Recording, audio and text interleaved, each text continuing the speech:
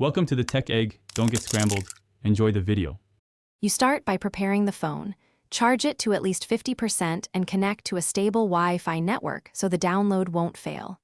Next, back up your data using Smart Switch or your Google account because updates can fail and you want recoverable files.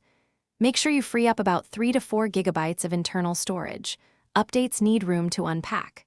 Once done, proceed to Settings to check current Android build and security patch level so you know what's changing.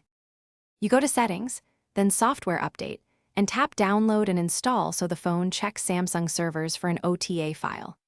If no update appears, make sure the carrier unlock or region matches, or use Samsung Smart Switch on a PC to download the firmware and flash it safely.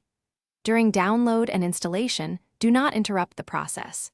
The phone may reboot multiple times, and the full install typically takes 15 to 30 minutes. So be patient and keep it connected to power. Once the update finishes, you'll see the new Android version in About Phone. Check that system apps and permissions are intact.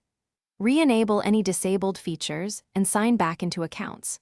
If apps act unstable, clear the cache partition or the specific app cache to resolve conflicts caused by updated frameworks.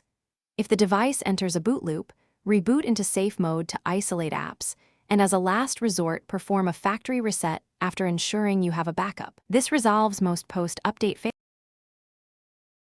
Thanks for watching. Consider subscribing if I helped unscramble your problems.